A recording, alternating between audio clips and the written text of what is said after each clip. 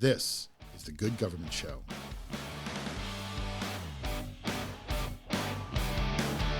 There's a 70% unemployment rate for people of working age, for people with disabilities. That's kind of an important statistic. If you compare that to the non-disabled population, there's a lot of work to be done here. Wow, that is an incredible statistic. And that is the topic of the Good Government Show. Welcome. I'm Dave Martin. And I'm Carol DiOria. So this problem isn't new. These folks have like a 70% unemployment rate. Isn't that incredible? It was President Roosevelt who recognized the problem. He signed the Wagner-O'Day Act, and that established the federal government program that paid disabled people to make products for the military. And it eventually became known as the Ability One program. And it's still called that today, and it's really doing a great job. So when you told me about this story, I did a little bit of research here because I like to research and I like to read about, presidential declarations from years gone by. So this program was a federal government program, and it was originally part of Franklin Delano Roosevelt's New Deal program, the New Deal program that, got us out of the Depression. So since FDR's time, Congress has actually updated this law, and it's still in force today. So this is a good government plan from 1938 that's still effective. Isn't that amazing? And here's how it works. A nonprofit agency called Source America is one of the two agencies that manages the Ability One program. And in essence, it just finds jobs for the disabled.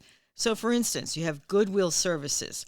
That is part of the Source America network, and it hires lots of disabled people to do federal jobs. Well, if a person's disabled, what kind of government jobs are they getting? What are they doing? Well, it runs the gamut. There are so many different jobs. I spoke to Jill Johnson. She is the Vice President of Products for Source America. It can be anything from something as simple as a very specific wiping cloth used on Navy submarines to 100% of the chemical biological protection suits that every military personnel would wear in combat zone. So it can go from very simple to extremely complex. Additional products, just to give you some idea, include utility uniforms for military services. So if you see military personnel, it's likely that some portion of what they're wearing has been manufactured by our program.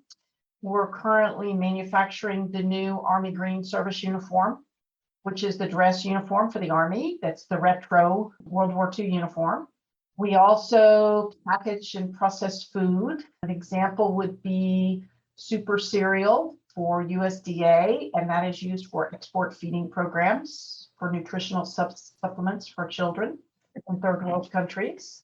There are several agencies that manufacture hardware. It could be, glow plugs to side doors for Humvees to airplane parts. So there's quite a variety of products. I think the one line of business that I probably didn't mention was medical.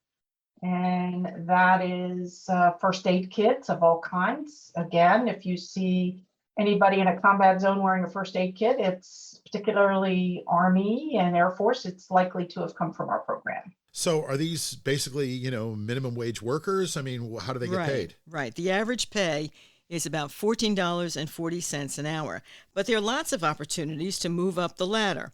I spoke to a wonderful man named Anthony Green. Tony, that's what he likes to be called. He's originally from Philadelphia, and he now works for Goodwill Services in South Carolina.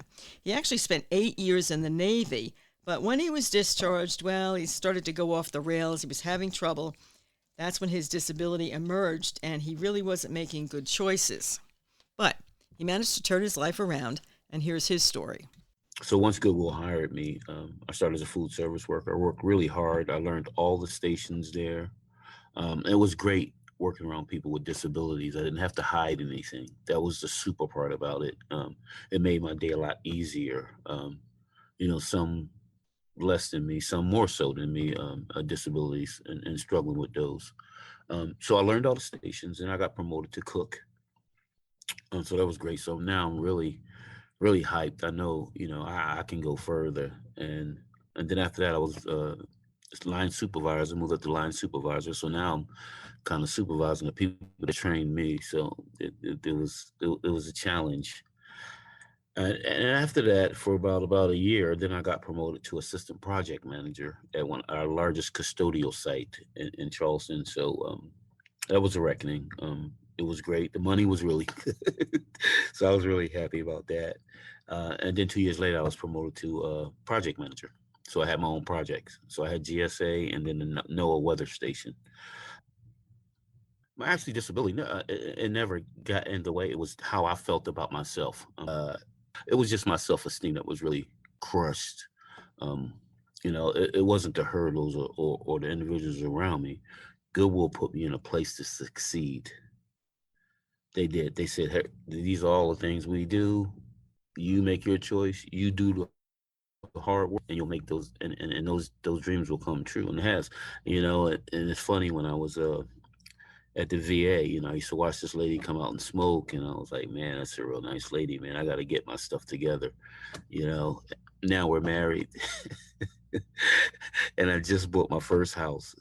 My credit's excellent. It took some hard work, and Goodwill gave me all the tools I needed, and they were patient. Mr. Reggie would, if I had a question, I can always call him. I needed somebody to mentor me. It's wonderful to hear. So how long have you been with Goodwill now? Just celebrated 9 years last Friday. That's great. Great to hear. So I was able to accomplish all that with hard work in 9 years. I mean, so it's, when I go out and tell my story, that's what it's about. You can do it. Wow, what an upbeat guy. Yeah, he really is so positive and inspirational. In fact, in addition to his job with Goodwill Services, he does motivational speaking for Ability One. Another person who has a disability and is doing really well is Candace Hartley.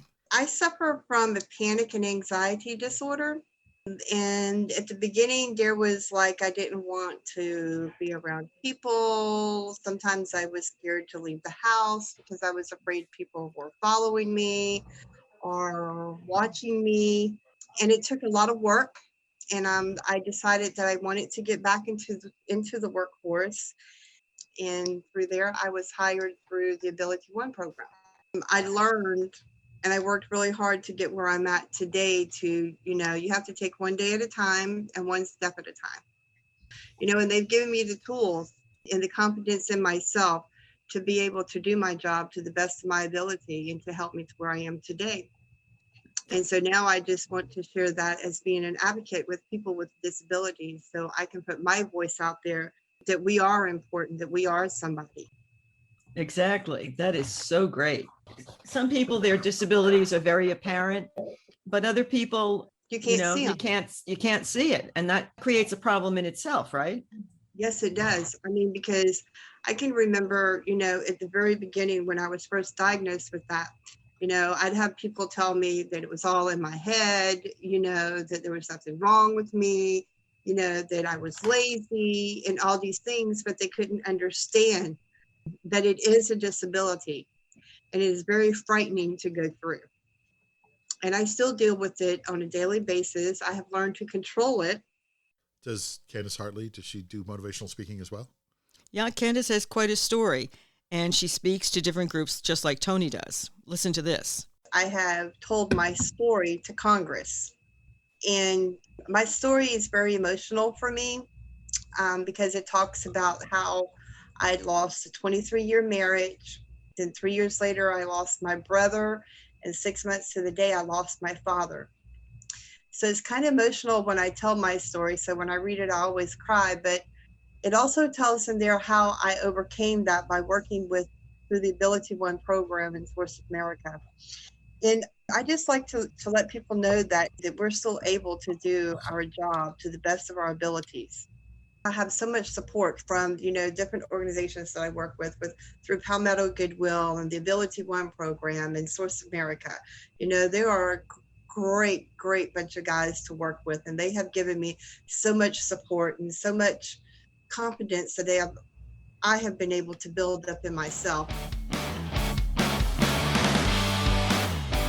The sponsor of the Good Government Show is Liquid. And we love Liquid, and not just because they are the sponsor. Well, that's why we love them, because they are the sponsor. But Liquid, what they are is they're a digital marketing and technology company. And what they do is they help other companies find their customers, then they engage them digitally.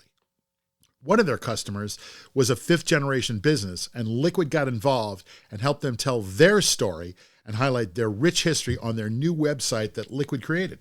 The family had trouble just talking about their products.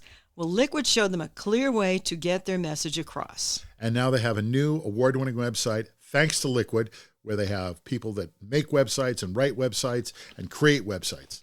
That's right. Liquid has a full creative staff. They find out where each customer's clients live online, whether it's Facebook or YouTube or LinkedIn, whatever it is.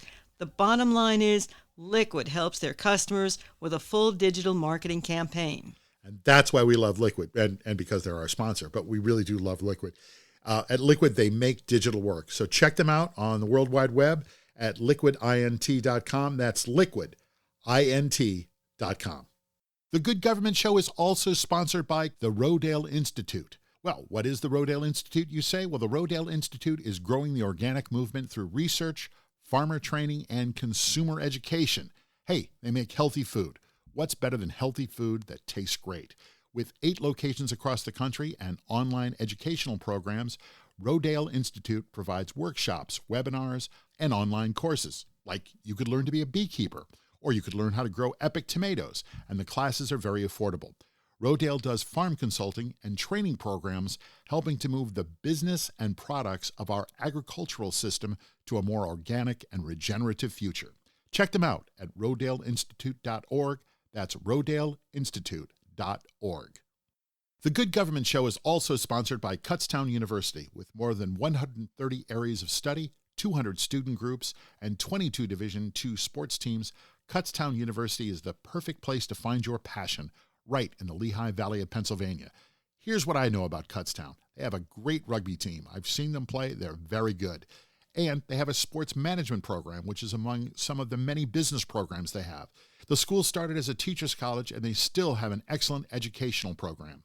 Arts programs and a German history program are just some of the many ways that Kutztown University stands out. At Kutztown, you can truly major in discovering yourself. That's Kutztown University. There are lots of people who are doing really well, and they have all kinds of disabilities. And the disabilities are quite varied. Jill Johnson, the executive with Source America, can talk about that. Within the total network across the company on commercial and federal contracts, so the nonprofit agencies employing, it's probably around 85,000. Within the Ability One program, specifically supporting federal contracts, it's a little over 40,000. What kinds of disabilities are we talking about? Broad range of disabilities. It could be physical disabilities. We have several thousand wounded warriors or veterans in our program.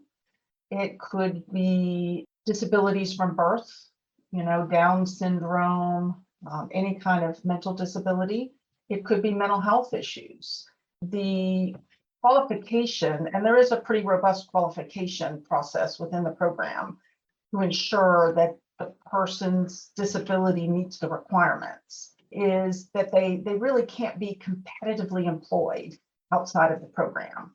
So they're within our program, they're learning work skills, they're learning how to come to work and how to socialize at work. It's a training ground for them, and then they can make decisions just as we have choice, whether they want to advance their career outside in the commercial industry, if they're comfortable where they are.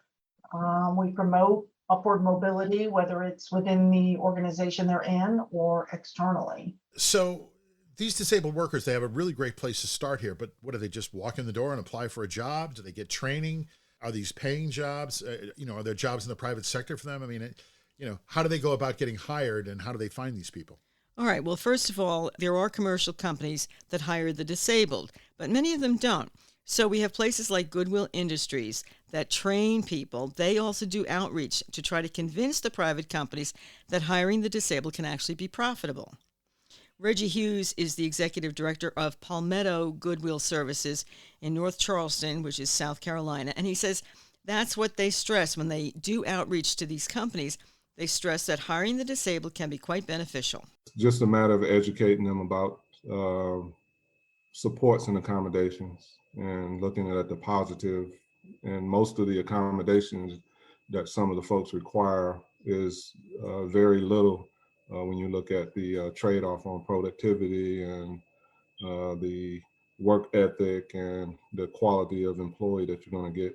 So it just, from my standpoint, it's more of an education piece and giving them a look at, what goes on behind the curtain. So we do a lot of site visits. We do a lot of outreach as far as giving briefings on our program, and we try to highlight our success stories through the Candace and the Tonys, so we can break down those barriers or the stereotypes that people have about people with disabilities. Could you give me an example of an accommodation that a company might have to make for somebody? Well, we had one individual that we placed at Panera Bread, and this person was deaf. So one of the accommodations was to match this person up with someone who had some basic sign language skills. And just so happened that this particular organization, they had a couple of other deaf employees that had been employed there. And one of the managers wasn't fluent, but was able to communicate with those individuals who were hearing impaired. So that was one example of an accommodation. Well, these are people that probably had a lot of challenges finding jobs, but I'm sure they're really excited to have a job now. And I'm sure they're trying their hardest to be good workers. Well, and you know what? They actually stand out in many different ways. Unfortunately, I think employers are for-profit businesses. They're concerned about the bottom line. They're concerned about the worker being able to produce at the level they need them to produce. And they're concerned about the different levels of accommodations they have to employ with a person with disabilities. That viewpoint is failing to look at the ability side. And it is amazing when you give people with disabilities chances, what they can do.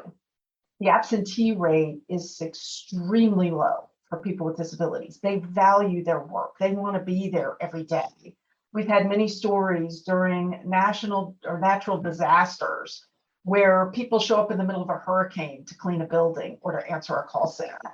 So these people really want to come to work. And so for, maybe some of the support you give on one side, you benefit significantly on another side. So the rate of absenteeism on our side is much lower than commercial competition because people really do value their employment. So I think that commercial companies probably underestimate the abilities of people with disabilities, and they tend to focus on the disabilities and not the abilities.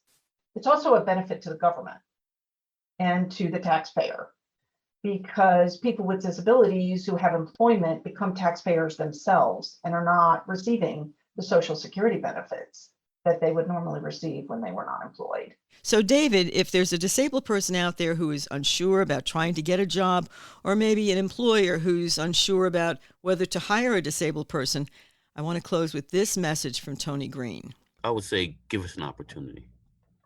Give us an opportunity to showcase our skills. Like you say, most disabilities, some disabilities you can't see, so you really don't know. But there's a job for everybody out there, even if it's just opening and closing the door, in a hotel or something. There's a job for us out there. Give us an opportunity to showcase our skills and be a productive member of society. I feel so good about that now, paying my taxes and doing the things that everybody does on a normal day. I enjoy that. I'm a man. You know what I mean? I've built myself up where I don't feel ashamed of myself anymore. Goodwill gave me that opportunity to feel good about myself. And that's a wrap. I'm Carol Dioria. Wow, this is really a great story you brought us this week, Carol. Folks that really have some challenges in getting hired and working and staying employed. That's a great story, and it's a great example of a government program from a long time ago that's still effective today. Well, thanks for listening. I'm Dave Martin. This is The Good Government Show. See you next time.